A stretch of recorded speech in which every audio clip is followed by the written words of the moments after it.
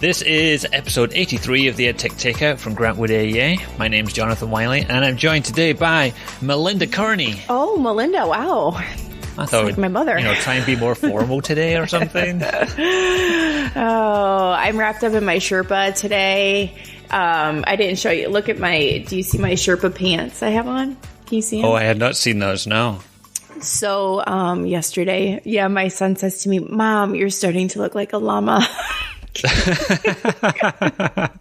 Like, I don't know, when you work from home, it's like you just try and find the comfiest clothes to sit at your desk in. So, yeah. We've had like 3 or 4 days of like high 60s, 70s. Yeah. It's been nice weather for November.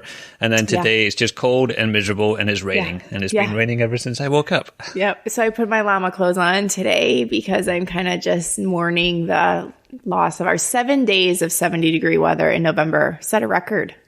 Did you see that? Yes.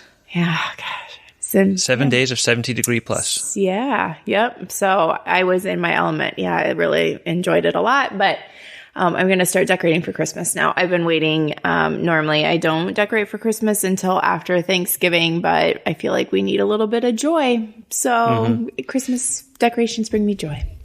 Do you put Christmas tree lights outside your house? Are you one of those people? Oh, my Christmas tree, my lights are already up outside. We use the nice weekend to put all the lights up. So my front stoop is all decorated, but we don't turn them on until after Thanksgiving.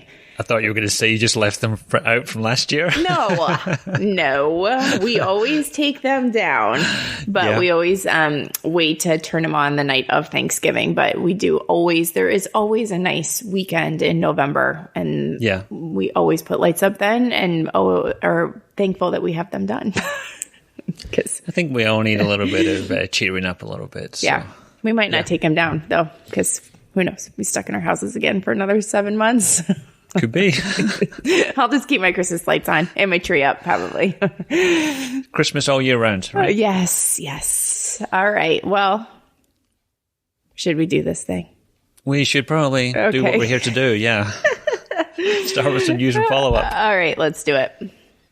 So first thing I got in here is something we had talked about before, but I'm not a huge user of Google Meet, and I don't think you are either, but it caught me by surprise. Last time I went into Google Meet, I had the option to choose a background. Oh. And Google Meet has all these built-in backgrounds that you can choose from. They've got quite a few that you can look at and see on there.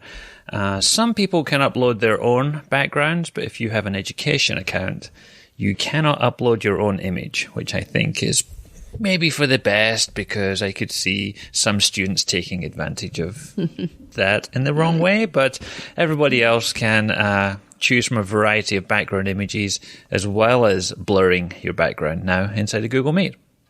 So can everybody blur background, or is that still not a Chromebook thing? Have you heard anything about that recently? I looked that up recently, and there was Chromebooks mentioned on the support page, but you had to have like a minimum spec or version of Chrome OS. Yeah. So it's coming slowly. Sure. I think we were told. I think Stacy asked someone at Google, and she said it's coming, but it's just not here yet. So there you go. Hustle up, Google. Jeez. I know. Hustle it. Hustle. Next thing on the list is kind of an interesting one, because you will remember, I blasted. Mindy, because I blasted that on the last episode, we had a kind of confusing conversation about citations in Google Docs being new. Right. However, our listeners will not recall that conversation because I ended up cutting it from the podcast. You did? I didn't know that. Oh. I know. Because I was like, there's this new citations feature. And you're like, really? I've been doing citations for a long time. And I'm like, no, well, is it new? And it kind of is new. So I thought we'd just clarify the conversation that you and I had last week. So it's follow-up just for you and me, this one. All right. So what's new with citations that's different than Explore? So when we were talking about it last week, that's the thing. You were talking about the Explorer, where you can bring an image in from the web or somewhere, or some text, and you can cite where it came from the Explorer tool. Right. The new version of citations, or the new addition, I guess, for citation is under the Tools menu. You go to Citations, and then you can add a source manually here, and you can choose a book section, a website, a journal article, or a newspaper article. Okay. And where you accessed it, and then you can just type it in manually, like the author, the first name, last name. So if you were, I don't know, writing a paper and you have a textbook that you were quoting, or you were reading another book that you were quoting that, isn't something you researched or found online, then you can manually add these citations yourself. Okay, great. Yeah, and I've used like add-ons and things like this and different websites for this, and I feel like there's still some things to go a little bit further with this. Like for the book, I mean, Google must know all the books on the internet. Why can't you just start to type the name of the book and it would autofill the author and the title and the publisher and all that for you? That's what I thought you were going to say, and I'm like, oh, this is going to be really awesome, but you didn't say that. No, not yet, anyway. Yeah, so sure. Hopefully they'll get there. Interesting. So there you go. A little update on citations in Google Docs. All right. Well, okay. It was still not great, inside but baseball. Okay. Yeah. All right. What's this? Adobe adds lessons to Flipgrid Discovery Library? Yeah, I happened to see a press release that came out from Adobe EDU. Okay. The Flipgrid Discover Library is a place where teachers and other people can share their lessons, and you can go there and get ideas for different types of Flipgrid topics you can do. Well, there are a number of educational partners that they have for this, and I didn't know about all these partners, I don't think, but there's a link on the doc there if you want to see some, like Lego Education, Wonderopolis, Code.org, Roald Dahl, Children's Theatre Company. All these people are making... What? I had no idea topics. This existed. Okay. No, I didn't either. And so these are partners for Flipgrid, and Adobe has also now partnered with Flipgrid, and they do have a bunch of lessons based on Adobe products over at the Adobe Education Exchange. Cool. But they are now putting some of those into the Flipgrid Discovery Library and trying to adapt some of those to meet the needs of what that would look like inside of Flipgrid. Huh. Interesting. So, yeah, I just thought that was interesting. If you're an Adobe user, you're using Spark and Voice and all those other things, then, you can now think about different ways to incorporate that with Flipgrid, some app smashing, if you will. Nice. All right. Last but not least, Mindy has some breaking Wakelet news for us. Oh, jeez. Yeah, I don't know how breaking it is, but I was off air was telling Jonathan that I saw that now you can receive notifications from Wakelet if you have a collaborative board. If someone has added something to it, you can get notifications. You can also, I think, get notifications if you have additional followers on Wakelet. So there's been a couple updates to Wakelet over probably the last 3 months or so, but I haven't looked into it too much. But we really love Wakelet. It's just not been one of the things that I've necessarily looked at much lately. So, but I'm going to share a Wakelet resource later. Ooh, that's a tease. Yeah. On the edge of my seat. Yeah, Wakelet's one of those ones we were using a lot for a while. It kind of fell off my radar a little bit, but it's definitely still there for sure. Yeah, we definitely, So, next up. Served to you piping hot. The main course, the Great Google Tips episode part 2. Part 2. I think we had such a raging success last time. Did we? People were clamoring for part 2. They're like, oh. My inbox was just full of people, tweets, and emails, and all kinds of stuff. So I bet. Yeah. It was not because I couldn't think of anything else to do this week. It's not? No, of course not. Oh, no. Okay. All right. So we chose different apps, different Google apps this time to share tips and tricks. And these are, some of them are most of them are review. I don't know that there's a ton of brand new stuff on here. Maybe a couple. There's a couple new things. There's some new things. Yeah. But sometimes it's just a good reminder to share some of these things again, because either you've missed them the first time around, or sometimes you forget, like, oh yeah, I forgot you could do that. And so hopefully those will all come back to the surface for you today. So first app is Docs. Round 1, Google Docs. How many are we doing here? We've got a list. Yeah, we can just do some quick short ones. Okay. Yeah, whatever you feel like you want to cover. Let's see. This one I think I've used only a couple times, but knowing that it exists is important because when you need it, and it is find and replace. Do you ever use find and replace? Yes, but I forget it's there because you have to do that extra little toggle to bring down the replace part, don't you? Yes. I use find a lot, but... Yes. So the nice thing about find and replace is that if you've spelled someone's last name wrong. So the last time I used this, I remember it was Wes Kieschnick's last name. And his last name is it's just kind of tricky. There's an extra I or an E or something like that. And I had spelled it incorrectly. And so I went into find and replace. I put in how I had spelled it incorrectly, put in replace with the correct spelling, and it takes care of it for you through the whole document. Yeah, it's great if you consistently misspell a word. I think with Wes Kieschnick's name, I think I would spell it 6 different ways, 6 different times. That's probably true. Yeah. But it is kind of a nice thing just to know, if you've made a mistake somewhere, that you can replace it with the correct without having to run through the whole thing. Like I said, not something that you're going to use all the time, but when you need it, it's nice to know it's there. So if you're on a Mac, it is Command F in a doc. If you are on a PC, it's Control F, and it just brings up the find menu, but there's 3 little dots next to it that says more options, and if you click that, it pops out into find and replace, and there you go. There you have it. Yep. Okay. What do you got? I have one that I didn't know about that I just came across recently, and I'm just going to throw it in there and see if you knew about it, that you can now mention users in line in a doc. Can you see that where your name is on the doc? Yeah. And if you hover over your name, you see your contact card, and I can now email you or schedule an event or send a message or start a video call, another video call. So yeah, you normally could only do that inside of comments before, but if you just start typing at Mindy Kearney, it's going to start auto-filling your name. So if you were, having a meeting or something and you want to write down the names of all the people that were at the meeting, you could just put at before their names, and you could have all that. And for reference, you could quickly find who was there, send them an email, or see all that good stuff on there too. Yeah, it's kind of interesting. How long has that been around? Have we just missed it, or is it new? Do you know? So I'm looking at the release doc. It was October 7th, 2020. So it's new. Not that long ago. Yeah. Yeah. Yeah, it's kind of interesting. It's like hyperlinking your name to, all of your contact information. So, yeah. So that's just a quick one. Yeah. I just thought I'd throw it in there and have it as a little bonus tip on there. Oh, yeah. Okay.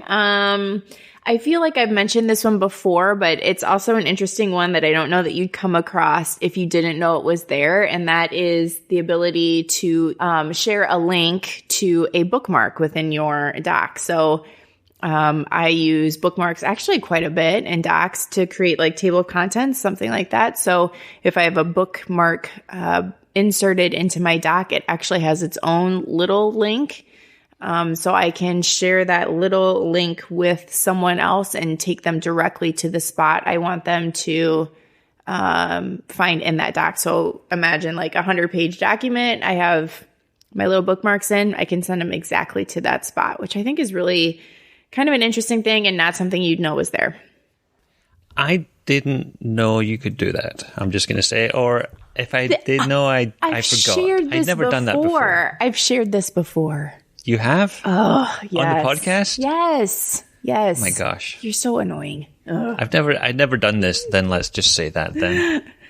I'll take out the part where I've pretended I knew something about this or didn't know something about this, but I'd never done this. Yeah. I should do it. Yeah, so that's kind of the same as when you create that table of contents, it is just its own little link to the spot in the doc. So you share that little link in the doc. It's easy peasy. I like it. Yeah. I will do one more. Okay. And that is the ability to translate a Google Doc or to write in a different language, which I think is kind of interesting. Okay. So I'm thinking maybe for things like maybe ELL learners or anybody else that might be coming across a document that was in a different language to their own, or you copy and pasted something from the web and you want to translate it. You can go up to the Tools menu and select Translate Document. choose a language that you would like to translate the document into. So I'll maybe refrain from translating our show notes here just so that we still have something to talk about for the rest of the podcast. But yeah, you can do that automatically and get it translated for you. Or if you are maybe in a foreign language class and you want to write in a foreign language, you can come down to File, Language, and then choose the language that you would like to write in. And then, things like the autocomplete and the spelling suggestions all come up in that language, which is kind of interesting too. Yeah. Yeah. All right. So that was 4, right? I think that was 4. Okay. Let's move on to round 2. Google Sheets. Yeah. So look at you putting this on the dock of little tips and tricks for Google Sheets. Did you want to start? Put it on the dock, but let's just say, all of these tips are yours basically. So they're not all. You added a couple on there. Yeah. You want to start with yours?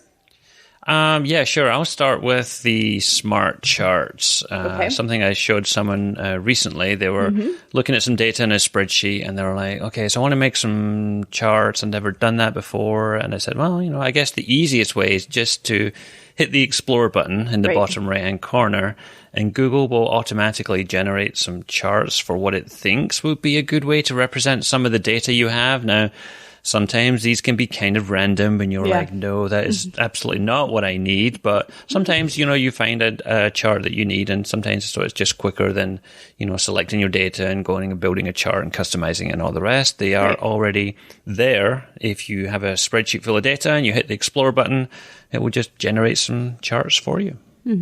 Okay. So I'm going to go with 2 at the same time, which are conditional formatting and alternating colors. So conditional formatting allows you to set kind of some requirements within your data to change the color to go with the data. So imagine someone has answered yes to a question. You can turn that green.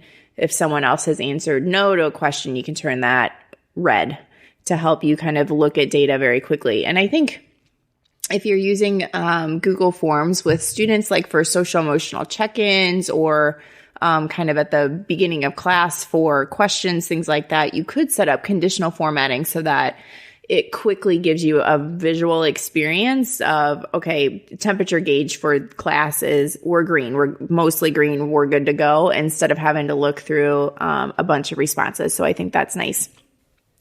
Yeah. And I think the other common one you see for this sometimes is like, I don't know, test scores.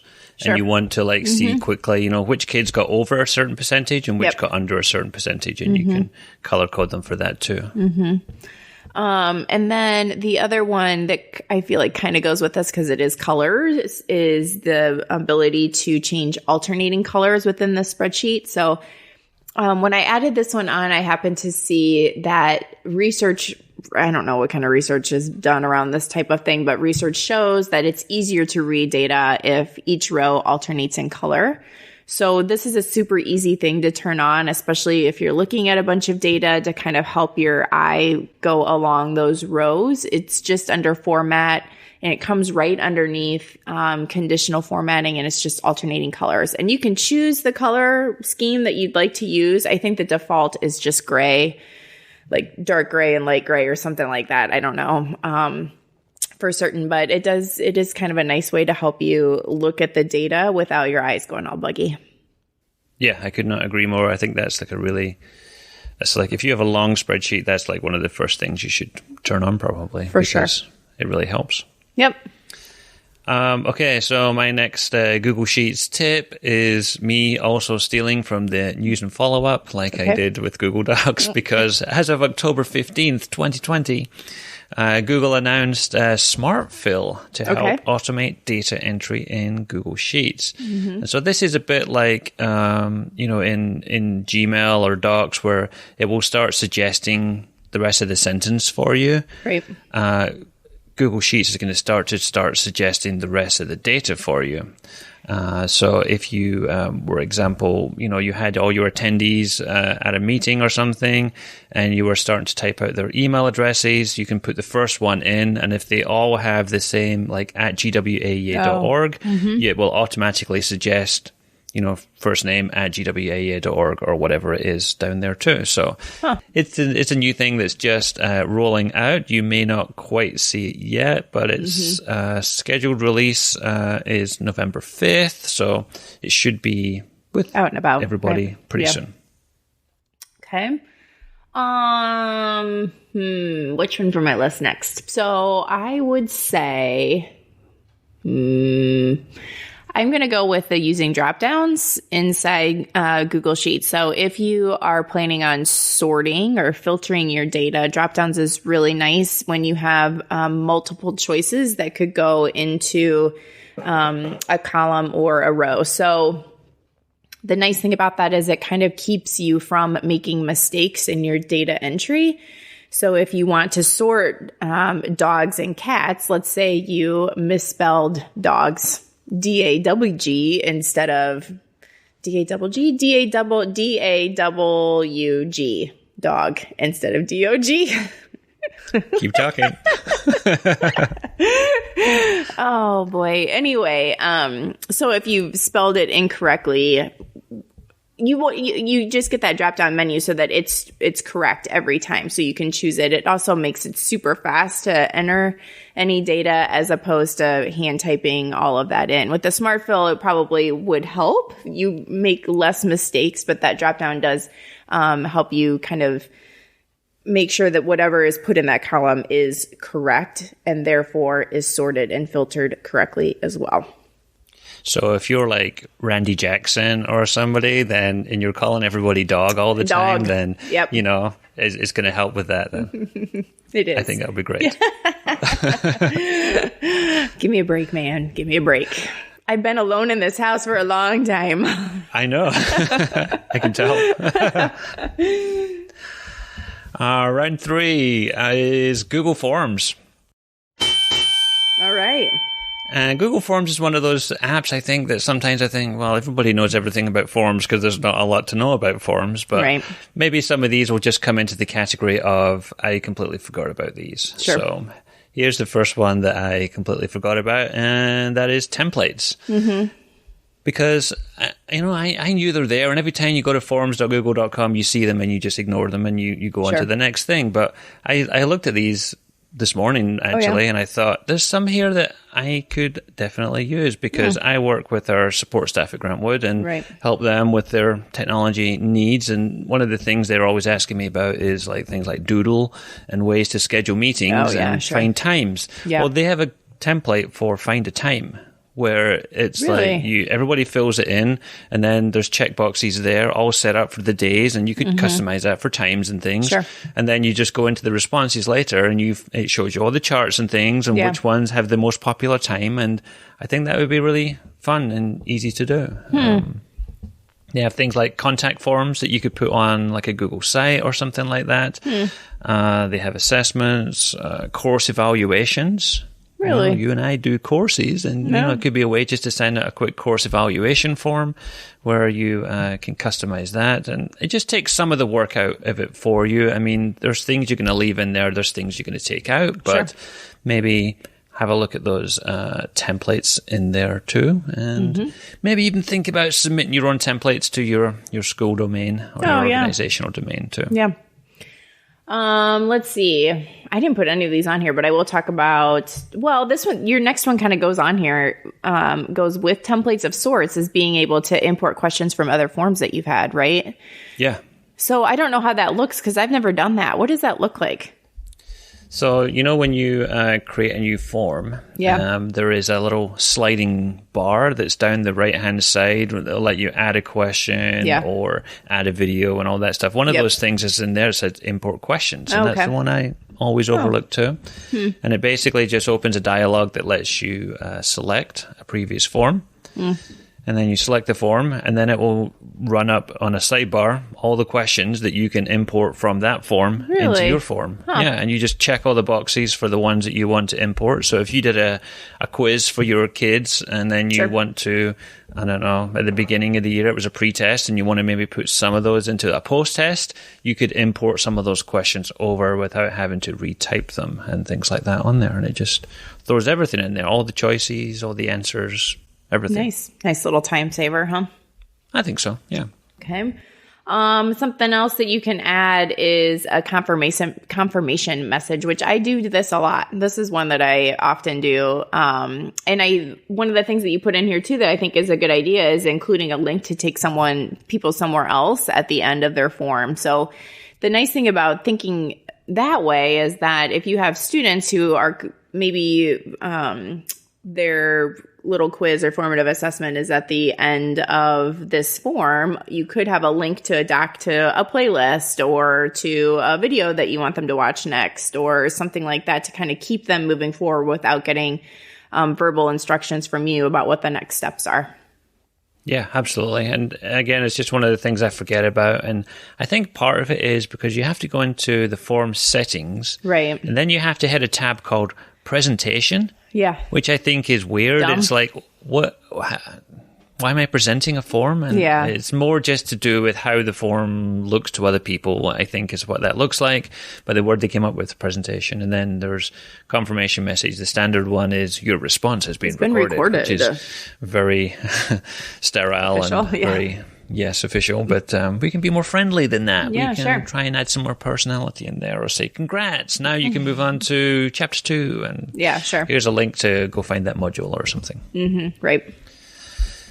And then last one I put on there, I guess, was something also, this is just personally me, I also forget about changing the theme and things like that. You can now choose your own header images.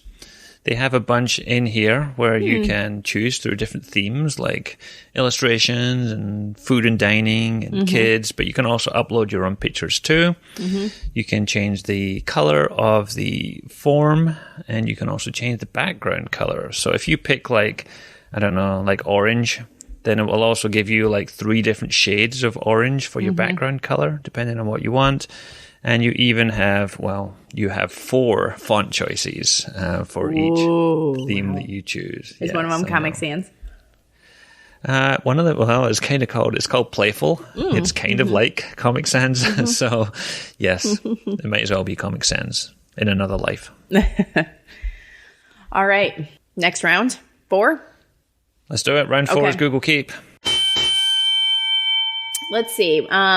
My favorite thing with Google Keep is the ability to pull a whole Google Keep note into your doc. So over on the right-hand side, there's that little navigation of those little shortcut apps, and Google Keep is one of them. If you click on that Google Keep app and it'll open up all of your notes, and you can just pull that whole note right into Google Docs, and it plops down whatever you've got in there right into your doc. I like that a lot. I think that's nice. It's a great way to kind of capture some notes that you might have or an outline that you might have in Google Keep and work into Google Doc for a more extensive use of it.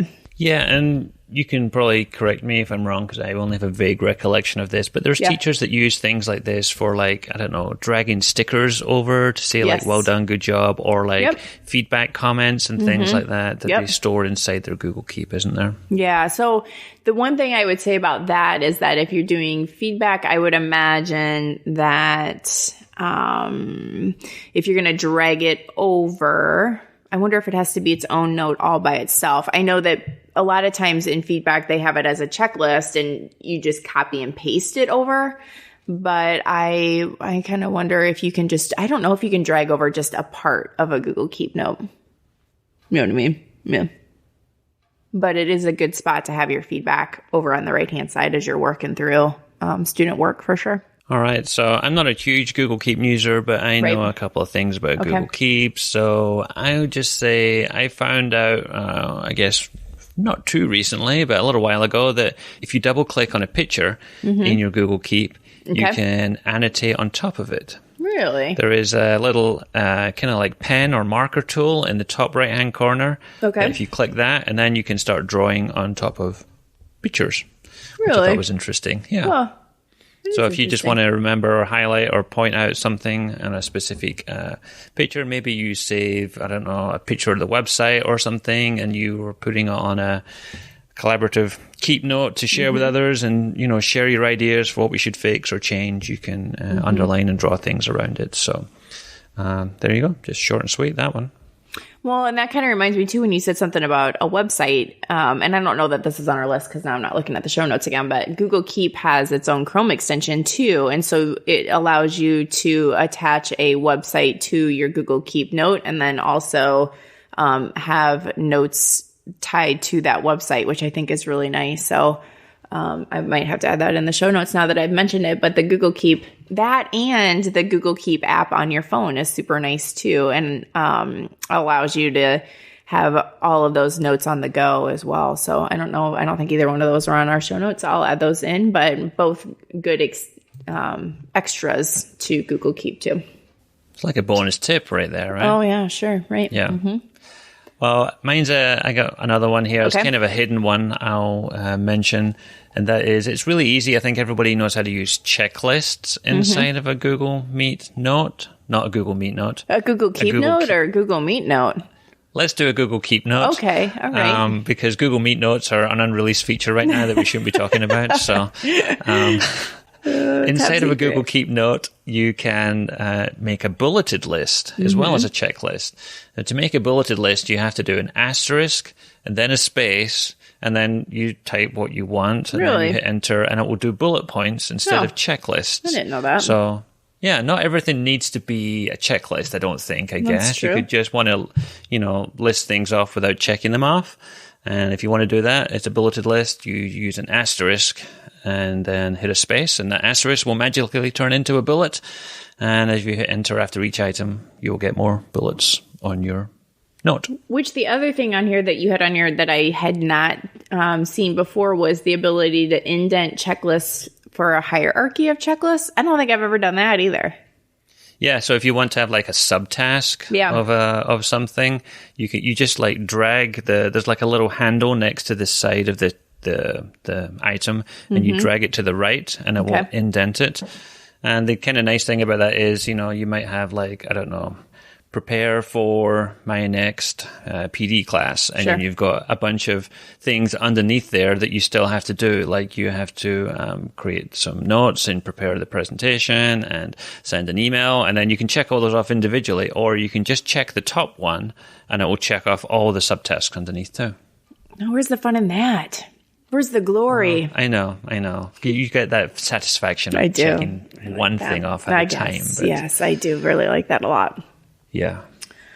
All right. So last round is kind of the dark horse, right? Round 5 is YouTube, which is technically not a Google Workspace app. It's not part of that education suite, but I guess we feel like everybody's using YouTube probably more than ever right now. Right.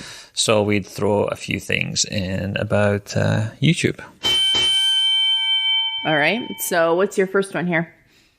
First one there is the YouTube video editor, which I don't know if everybody knows about so much or is aware that it exists, and it is really hidden inside of YouTube. You need to dig deep to find it. But if you're uploading your videos to YouTube and then you're like, oh, I forgot to trim off that bit at the beginning where I started Screencastify and it was going 3, 2, 1 and I wasn't ready, and then there's like 5 seconds of me, adjusting my hair or something like that. You wanted to, trim that out. Then inside of YouTube, you can do that. You have to sign into the YouTube Studio, which is studio.youtube.com, and that will show you where all your videos are. So you select your videos on the left, and then you click on a video, and then you click on Editor. And once you're in there, you get the chance to trim things on your video a little bit. You can split clips and do things like that too. It's kind of rudimentary. It's kind of a basic editor. But if your videos are already in YouTube and you just want to make some quick edits, then it is there. It used to be a lot better, but it was like a Flash-based editor, and so they killed it because Flash is now going away, and they had to reinvent it. And I think they're building it back up, and maybe they'll add more features to it. But this is what it looks like right now. Okay. So a couple additional things for YouTube would be, I don't know that I'm going to look and see which one I use. What I use an ad blocker too, but it's not the name of what you have here. I just use ad block. What do you have? You've got uBlock, Origin, and AdGuard. I use ad block. Okay. But why do you use AdBlock? Because it's the first one I ever added. I don't know, and it runs fine, and I don't have any problems with it. But does it work for YouTube, or is it just blocking ads on my Chrome? Now I'm not sure. Now I don't know. Yeah, I know. Well, I just think the idea of using an ad blocker to block ads on YouTube is kind of an interesting thing for teachers to think about, because you never know what kind of ads are going to come up there sometimes. And in the last month or so, my goodness, have I seen a lot of political ads on YouTube, because that's all I see. When I watch YouTube on my TV, that's, I can't block it because, it's on the TV. But on a desktop browser, I'm much happier when I'm watching YouTube because I can use the ad blocker. And it does block the ads. And I think when you're in the classroom, it just saves some time. It, stops the kids getting antsy. It keeps you in the flow if you can just click play and the video plays. Okay. So there's lots of free ad blockers out there. Yeah. And so additionally, mentioning SafeShare.tv is a great one to take that link from your YouTube video and plop into SafeShare. And then it shares it with students without ads as well. I do feel like there were so ViewPure is on here too, but I feel like people were having problems with ViewPure. I don't know, last year sometime, like something wasn't, I don't know. There were a couple school districts. I know that it was being blocked for whatever reason. It was running into, I don't know. And I've seen that other places too, not just here. So I don't know what the status is of ViewPure. I think people are using it again, but I know that there were some hiccups with it. But both of those are great tools to use with your students. The other thing I would say too is that you do have the ability to share a video from a special part of that video. So if you go to share a video and click that little share button, you can do it from that time in the video. So sharing it so that students don't have to thumb through the whole thing or fast forward through it. If you just have a little portion that you want students to watch or a different starting spot than just right at the beginning of the video, there's a little checkbox in there that says share from or start from and the timestamp. So that's another nice little tool. I don't know that you would know was there if someone didn't point it out to you. So a nice way to get people and your kids right to that spot on the video that you want them to see. Yeah, absolutely. That's a good one.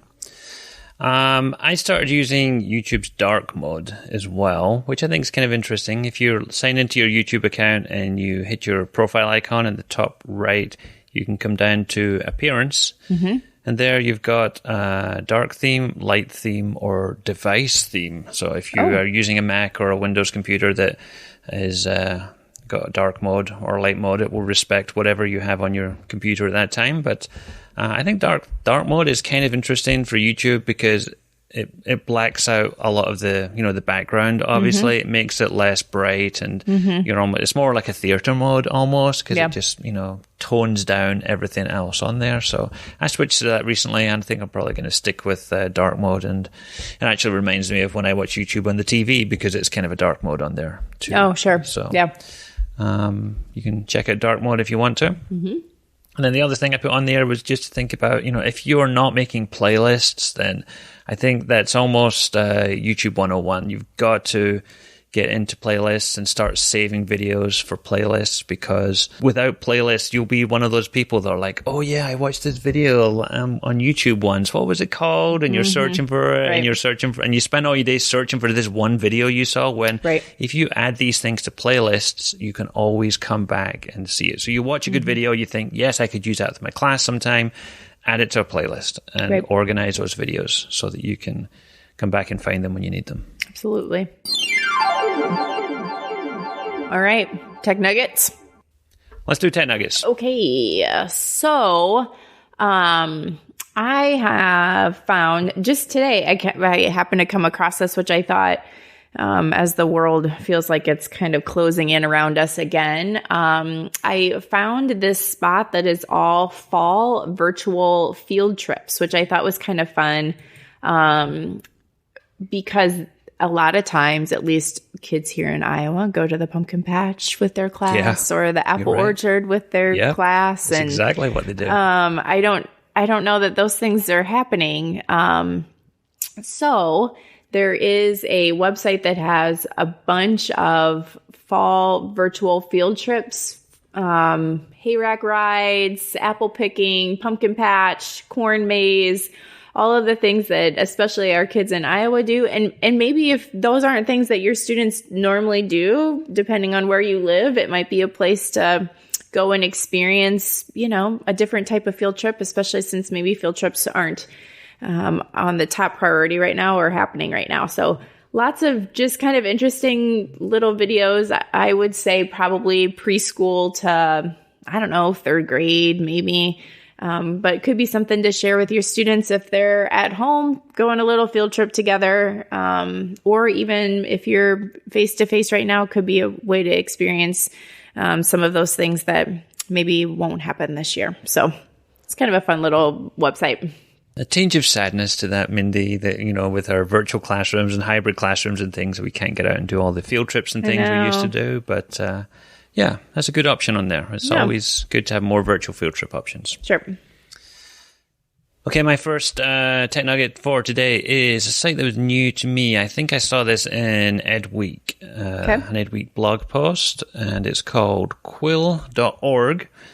It is an online platform that is designed to help make students better writers. And it's kind of an interesting one. It's one of those online tools that, you set up a classroom for your kids and you can assign them lessons. But over time, it will adapt to what your students are doing. It's completely aligned with Common Core strategies. You can sign up all your kids in one go from Google Classroom if you want, and then once you've got in there, it's all about concepts for helping kids, write better. So it's got little mini lessons that will take you through. I did one earlier on conjunctions and joining words, or what were the best joining words, and why we use and or but or so or. And yes, I said but. And then then you get some practice pages for here's two sentences, which would be the right word to join these two sentences together. And then you click go and it gives you some feedback and, records all your progress on there. So I just think it's one of these things that you don't see very often. You see a lot of adaptive math type things or, but this is actually about grammar and the mechanics of writing on here. And it goes everywhere up from like first grade to high school. You've got like AP activities and pre-AP activities. And you can come into the ELA standards on here and select your grade level. They have Common Core standards for grade 1 through 12. So you click your grade and then it will say, 4.1.A, use relative pronouns. And then it will show you all the activities they have around using pronouns, one on tense, one on, can, may versus should and must, and prepositional phrases, you name it. It's all on here, and you can come in and assign all these things to students. So if you're looking for additional writing practice or things that you could, use in a virtual hybrid distance learning environment, I think this could be an interesting one to do. They have professional learning webinars for teachers, everything from 101 stuff through to more specific features on here too. It is, I'm going to say 90% free. Yeah. As a teacher, you can do all of this. I think what I've talked about here, for free.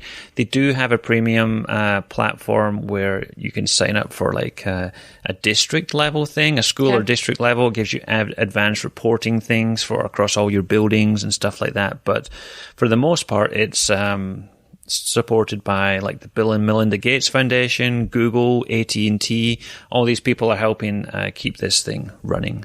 So interesting. Quill.org. All right. All right. So my last one for today is actually a wakelet within a wakelet within a wakelet within a wakelet of sorts. So Grantwood AA created a wakelet of instructional materials. If you are a teacher within Grantwood AA, it's just on our homepage under COVID-19, but I also have it linked here for the show notes. And it's under instructional materials. And so all of our teams at Grantwood AA created a wakelet or more than one wakelet about different instructional materials or tips and tricks of things that might be beneficial to you and to your students during the era of COVID. So the topics here are from the autism team, our digital learning team, literacy team, mathematics, movement, science, significant disabilities, social, emotional, and behavior health, social studies, and special education. So lots of different wakelets here with lots and lots of resources that I think, because we've put so much time into them, I'm not sure that we're pushing it out or sharing it like we should be. So there might be some great things there that you would find beneficial for you or for your teachers. Yes, good pick, Mindy. They're all curated by very smart people. Right. So I'm happy to pass those on, give those people a shout out. Absolutely. Okay, so my last tip on here is the Screencastify video editor. Okay. Which sounds like it may be a strange pick, but when you do a screencast with Screencastify, at the end you get the option to click edit this video and it throws you into the video editor. However, what I guess I didn't know until fairly recently was that anybody can use this editor, really? Whether you use Screencastify or not. Yeah, Huh. you can just go to edit.screencastify.com, sign in with a Google account, and you can either pull stuff out of your Google Drive or you can upload videos from your computer and you can edit them inside of this free online video editor. Huh. So there's a few caveats that go along with it. I mean, it's not completely, full function or anything else. I mean, you can trim video by trimming the beginning and end. Mm-hmm. You can cut video. It's got some interesting features. So you can do a crop of a video. So you just drag a rectangle around to crop it into a different, shape or something like that on there. Sure. Interesting because it's based off a screencasting tool. It does have a zoom in, zoom out tool. Huh. So that you get to a certain point in the video you want to zoom in, and you can choose how many seconds it takes to zoom in and then how many seconds it takes to zoom out, and you can adjust the duration of that thing, so how long it zooms in on a specific point in your video. You've got a text tool on here too. And the only other thing that you really need to know about this is if you are using it for free, you are limited to a 5-minute export on your video length. But apart from that, I think you can just do as many videos as you want, as long as they are no longer than 5 minutes. If you upgrade and get their package, their premium package, you can edit for longer and have unlimited features. But all the editing features that you get are the same, whether you pay for it or whether you don't. You just get to pay for longer exports. Nice. So edit.screencastify.com. Well, alrighty then. It's a little bit better than that YouTube video editor I talked about earlier. You think so? Yeah, I think so. So if you have the chance to get in there, and as long as your video is 5 minutes or less, and in your drive, that's a good one to do. Right. No, it doesn't have to be in your drive. It doesn't have to be in your drive. You can upload from your desktop. Oh, I see. Okay. Nice. Well, all right. I think that's the end of another exciting episode of the EdTech Takeout. All right. If you have suggestions for guests or future topics, you can email us podcast@gwaaa.org or find us on Twitter. I am at Jonathan Wiley and Mindy is at Team Kearney. We're always looking for good ideas and suggestions, and who knows what the next exciting episode will be. Who knows? We're all on the edge of our seat. It literally could be anything. It really could be anything. So, until next time. This has been the EdTech Takeout. We hope it hit the spot.